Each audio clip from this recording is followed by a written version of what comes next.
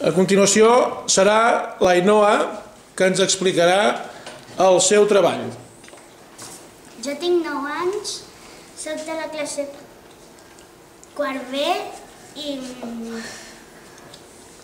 he elegit l'Antonio Flores perquè em feia il·lusió, perquè l'havíem escoltat a classe i après a clase també.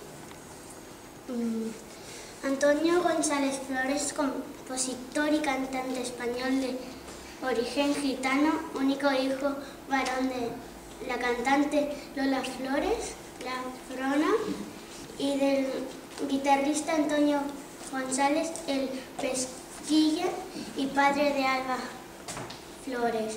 Fecha de nacimiento 14 de noviembre del 1961 en Madrid. Fecha de muerte 30 de mayo de 1995 en Madrid.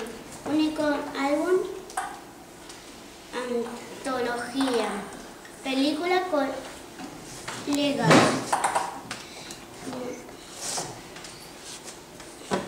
Sus obras discografías. En el 1980 Antonio, 1981 Al caer el sol, 1988 Gran Vía, 1994 Cosas mías, 1995 Antonio Flores en concierto, una de sus canciones.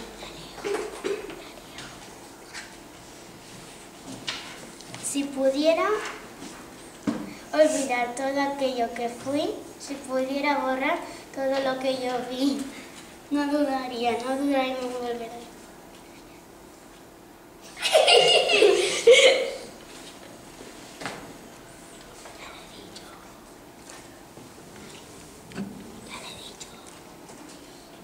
Yo he escogido a Antonio Flores. Sí.